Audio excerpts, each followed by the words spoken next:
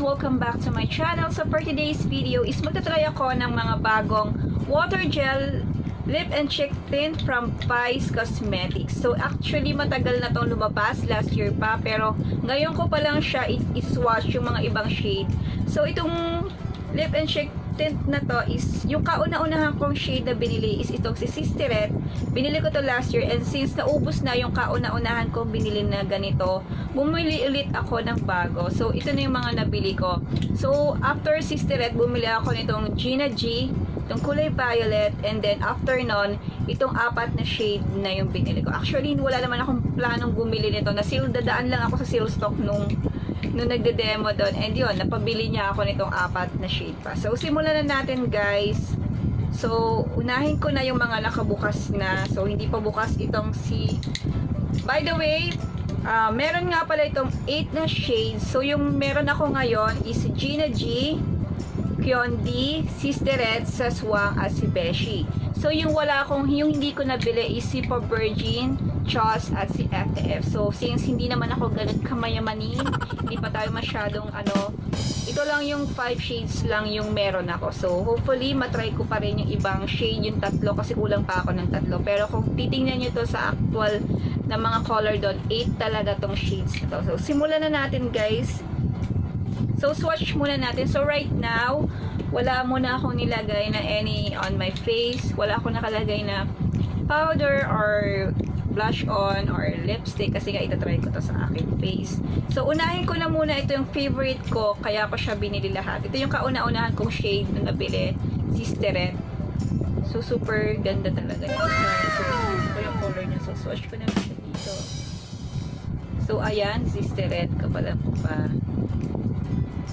Sister, and then next one is itong si Beshi.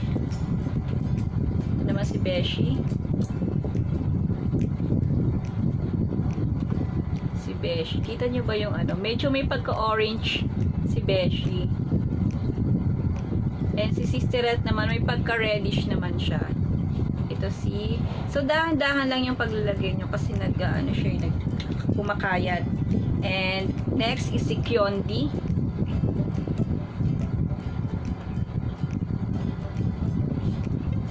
Ayan, si Kyondi, kita ba? So lapit na lang. Next is itong si Saswang. Ito si Saswang, may pagka-pink siya.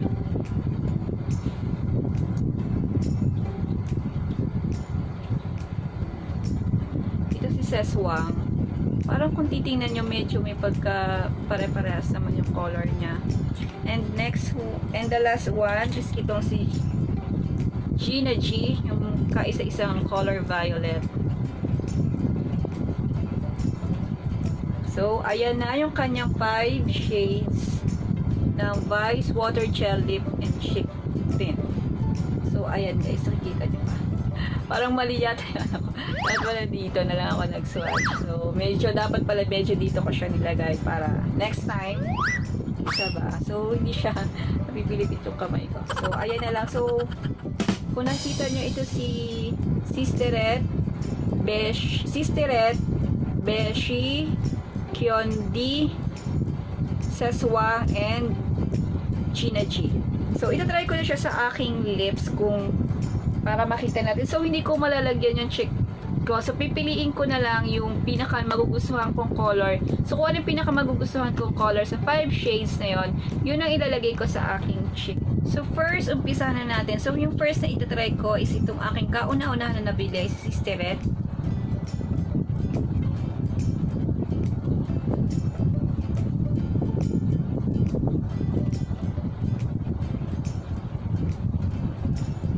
So after mo malagay itong lip and cheek tint na to, so patuyuin mo muna siya. Huwag mo muna siyang lagyan kasi kumakayat siya, and also be careful kasi pumapasok siya sa loob ng bibig mo, and yun, mahawa siya sa teeth. So make sure na talagang kontrolado nyo talaga yung paglalagay, konti-konti lang. So ito si Sister. So, next naman na itatry ko is itong si Beshi. Ito si Beshi, yung sa pangalawa kong swatch.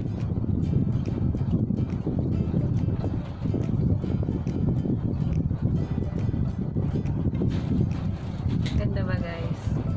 So, may pagka-orange yung shade ni Beshi. So, ito si Beshi. So, next naman na itatry ko is itong si Kyondi. This is Kyondi. Kung titignan mo, di ba, guys, parang pare-parehas lang yung shade niya. Si Kyondi naman medyo may pagka-reddish naman yung color niya. So, ito si Kyondi, yung pangatlong shade. So, ayan siya sa lips. So, next naman is si Seswang. Itong shade ni Seswang may pagka-pink yung shade niya.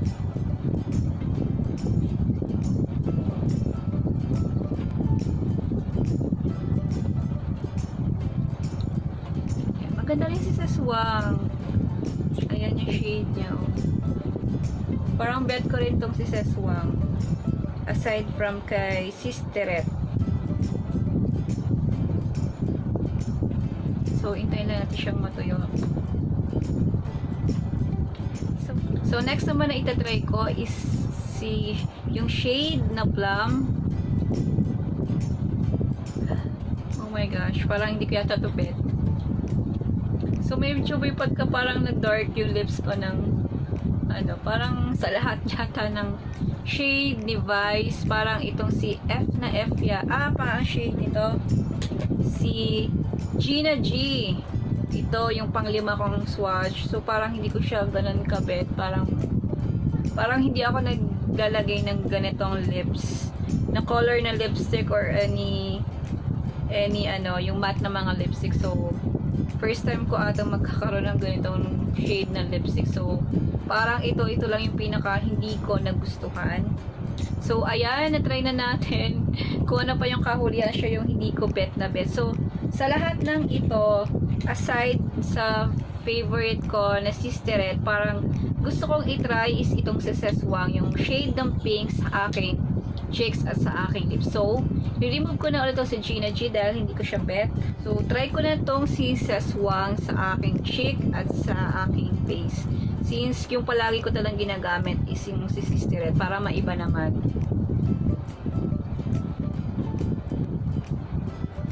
So, ito na si Sisteret, si Seswang. So, try ko na rin siya sa aking lips, sa aking cheek.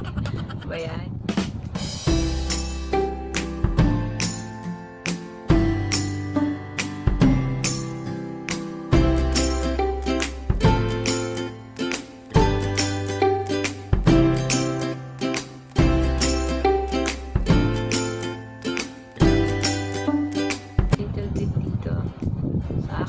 So, ganito po ako maglagay ng lip and cheek tint sa aking face. So, meron sa cheek, dito sa nose, and also dito sa aking chin. So, kita na ba, guys? So, kita nyo yung difference. And this is it. So, pwede mo siyang patungan ng powder or anything kung gusto mo. Pero ako, kung gusto ko talaga yung lip and cheek tint lang talaga. So, pwede na to. Pwede na itong itsura to. Pero ako, parang, kasi minsan talaga kapag lagay ko ng lip and cheek tint, nagpapatong pa ako ng powder minsan, o kaya pinapatungan ko pa siya ng blush on.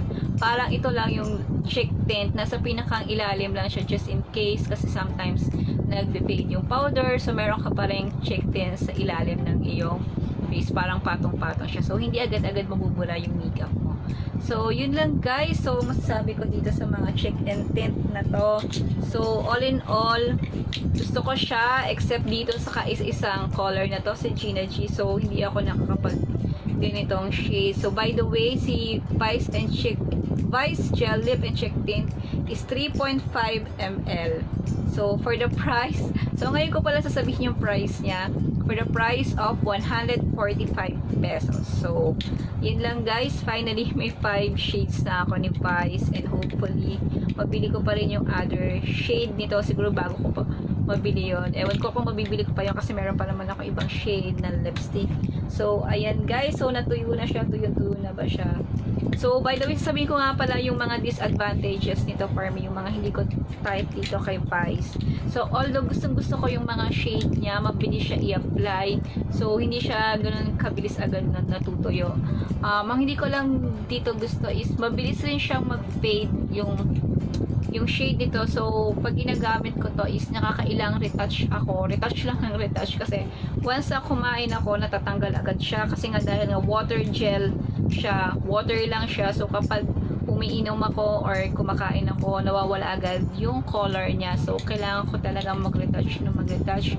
Hindi katulad yung iba sa mga matte na mga 24 hours kahit hindi ka mag-retouch, hindi ka maglagay ng ano. Pero ito talaga, ginagamit ko lang ito kapag yung ayoko mag-makeup ng makapal. Ayoko mag-makeup. Yung parang wala ka lang makeup, natural lang yung itsura mo. So, ito lang yung nilalagay ko. So, yun lang guys. And thank you again for watching my video. And please don't forget to subscribe to my YouTube channel for more videos and updates. Bye!